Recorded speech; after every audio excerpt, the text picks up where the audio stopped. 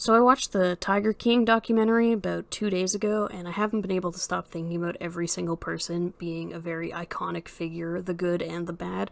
So I decided to make a tier list. We have a wonderful array of tiers over here. We have at the top Tiger Kings or Queens. Then I would hug them if they approached me, but engaged in the hug first, as I would never approach another human being. I would have a drink with them at the local bar. Then we have my coworkers who have yet to reach a friend status. Then we have a passerby, someone who you don't remember them, and they probably will show up as a face in one of your dreams, but you don't think about it. Then we have the white person smile. This is someone who, on impulse, makes you kind of uncomfortable, but you have nothing to say to them, so as you pass them by, you give them that slightly too wide smile. The I'd cross the street if I saw them. This can also stand as someone you're just not quite sure about, but you'll go with it.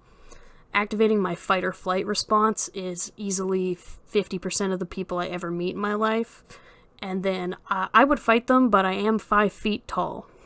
We're going to start with Barbara Fisher, as she seems pretty innocent. She is part of the X cult. She was very young, has now left, and got some sick boob implants. I think she's pretty great, especially how she's standing out. Also, she was in a cult, so I want to comfort her, so I would give her a hug if she approached me. Next, we have the iconic Carol. Killed her husband is kind of high on the list, though that is not confirmed. Though, if you can try and defend her at this point, it's a little iffy. The whole sardine oil comment, I don't trust a bitch. So, she's definitely going to be in the negatives. But her fashion choices of pure cat print are really bringing her up there. And, her husband was older than her and was a rich guy, so I'm like, I kind of get it, sis. So I'd probably cross the street if I saw her, or give her a white person smile. She's probably in between the two. She might move. Then we have Dylan Passage. He's the current husband of Joe Exotic, I believe. I'm guessing by the photo, that since he seems like a pretty young guy. He didn't really do anything in the documentary besides be his current husband and say he'd stay for him, so he'd be a passerby at best since he wasn't very interesting, or a white person smile. We'll leave him in the passerby for now. Then we have Doc Antle. He instantly is in the negative because he owns a cult, and anyone with a long ponytail gives me flashbacks, so he's definitely in the lower section. Owning an entire cult and a harem of women, little sus. I would probably fight him, honestly. If I wasn't 5 feet tall and he looks like he's pretty tall as well, I would definitely punch him in the face, being that I am anti-cult. Then we have Howard Baskin, Carol's current husband. Kind of gives off some simp energy, but that might just be from the wedding photos where he's on a weird tiger leash. I wouldn't say I'd cross the street if I saw him, but he's definitely in the white person smile category. We have Jeff Lowe. He was the one that tried to, bail out the zoo, but definitely was just using everyone. He activates my fight or flight. No response really needed. He's freaky, and I don't like him, and I think he fucks with people. Next, we have Iconic Joe. Now, this is tough, because hiring a hitman, definitely in the negatives, but hiring a hitman for Carol, who I'd cross the street if I saw her, I kind of get it. Also, boiling and burning alive all those alligators, though, is also a negative. But he's such an icon with the attitude and the energy that it is tough. I don't want to put him below Carol, because, he does activate my fight or flight response. But I like him more than Carol, so I'm going to have to put them in the same boat at the moment, as much as I do love him. Mario will kill me, so he's definitely going to have to go upwards. I've met people like him in the past. He's not a nobody, so he's not in the passerby. I wouldn't cross the street if I saw him, but I definitely would give him a polite white person smile, and maybe call it a white person smile, so I could get some extra points by calling out the fact that I am the color of a piece of paper. I'm hoping that could give me just a little extra, so he wouldn't slit my throat. Now we have Saf. I would die for Saf. She is a tiger queen. One, doing her entire interview in a pit of full garbage is just so iconic and beautiful. Absolutely wonderful. 2, losing her entire arm to a tiger and then going to work. I stub my toe at work and I'm out. Like, I could get out for a couple days. I'll say I fractured it. I will stretch that excuse for as long as possible. I will talk to my coworkers about it for a full 3 days. I will complain on Twitter. I will complain to my fiance. I will complain to my friends. She got her entire arm bitten off and just went straight back to work. Absolutely no questions asked. Then we have Joshua, the campaign manager. Very wonderful opening. I would have a drink with him just to hear the stories of what he had to deal with. The beautiful opening of saying it was the worst moment of his entire life before taking a sick dab was just masterpiece.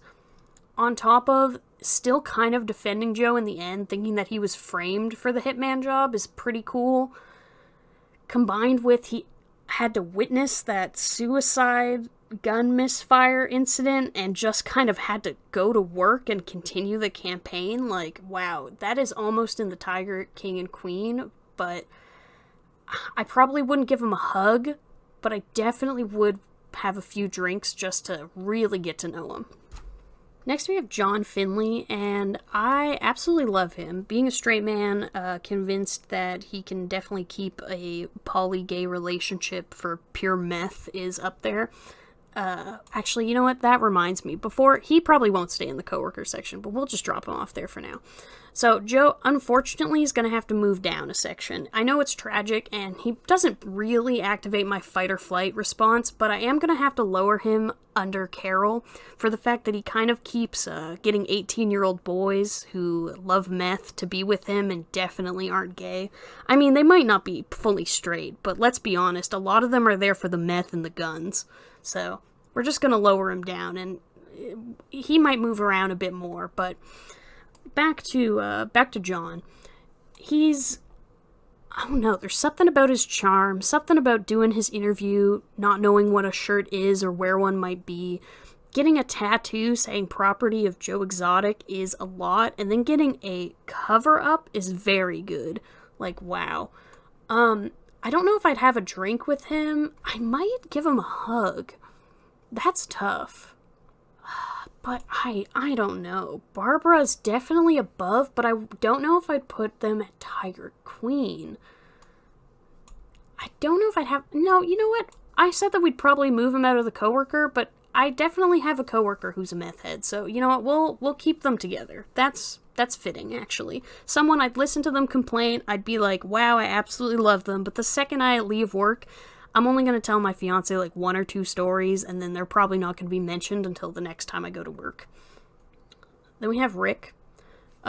Producing Joe's show is definitely a negative, how he even talked about it himself, where he had to, you know, film a man who clearly didn't care about animals and try to portray it like he was.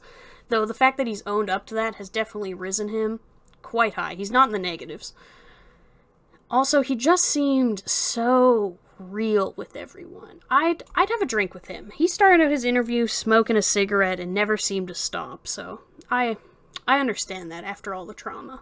Now, we're up to James. I don't really understand him. I understand that he went with the FBI. I know that he owns strip clubs and stuff. He's just labeled as businessman, which is kind of suspicious.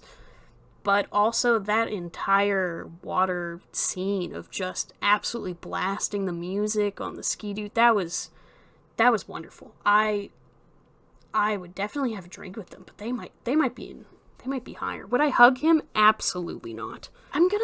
This is tough. Are they coworker, or would I have a drink with him? I might have a drink with him, but I'm gonna put him in coworker just to make it a little more balanced. Now I have the other John. This is the John with the 2 prosthetics. Absolute icon for still going to work even though his foot was messed up and somehow walked for like days on his bone, so he's up here. I think he definitely cares about all the animals. I definitely have a drink with him. And you know what? I'd give him a hug. I feel like he'd be a nice hug. You know, he's living by himself now. He seems like a nice guy. He's got some really cool looking prosthetics. Like, I would give this man a hug. He seems approachable. Now we have Travis. Very depressing, the entire scenario. Being stuck with Joe basically for his meth addiction, not being allowed to leave the zoo, that whole fiasco, oof, not great. His death, very tragic, unfortunate. Also, the eulogy was rough. Having his mom come to his funeral while Joe talked about his balls, that was weird, I'll be honest. Didn't expect that, didn't really want that, I don't think anyone did. So I think I would put him as a coworker. He's not a passerby, because a passerby's a nobody, R.I.P., but I would definitely put him a coworker. He kind of reminds me of one of my coworkers, so it's fitting. Now we have Alan. I would definitely cross the street if I saw this man, and he kind of activates my fight or flight, but on the surface, not too much. I think I would just cross the street if I saw him. He didn't commit to the hitman, he just kind of took the money. He seems to go with just that he was trying to scam Joe. Actually, I've already changed my mind while I'm talking about this. He is activating my fight or flight purely because of that one end of the entire series where he just sits in the tub with his jeans on and splashes water over his body in some sort of cleaning manner. He had no soap, he was just in the tub, he still had jeans on. Tiger was playing in the background. It was very uncomfortable, and it definitely made me question everything about him. Finally, we have one of my favorites, which is Eric. At first, I just thought he was kind of in the middle. He's definitely above passerby, and he's definitely above coworker. At that end where he was drunk and just like sad about the animals, that hit home. Like, I got that. I would hug him. You know what? I would give him a hug. He's not up here, I'm sorry, but like, how could you take this spot? But he's definitely up there. He's memorable. Definitely hug all of them. They seem like they need a hug. They seem like they haven't had a hug in a while. They both have incredible stories that I would love to have a drink with. These three people all remind me of my coworkers. Absolutely forgettable. Like, you could have done anything in the documentary, but you just rode around in a car. White person smile, yeah, okay. No, he's not at the same level as Carol. Carol's by herself. She's unassuming because she's a white lady wearing a flower crown, wearing cheetah prints, being a white lady who vaguely looks like all of my relatives. I would just cross the street just like I would to my relatives, so it's fine. Flight or flight, absolutely. I love Joe, and I wish I could put him up at the top, but, like, having the, like, 18-year-old meth boys on top of burning alive the alligators, on top of everything about him, I wouldn't fight him, but I'd definitely be scared. There's no changing this. This is a monster. This is a man who the documentary should have revolved around this. As much Joe Exotic, he's just a character, but this is the true monster. This is the true demon. Absolute fucking trash.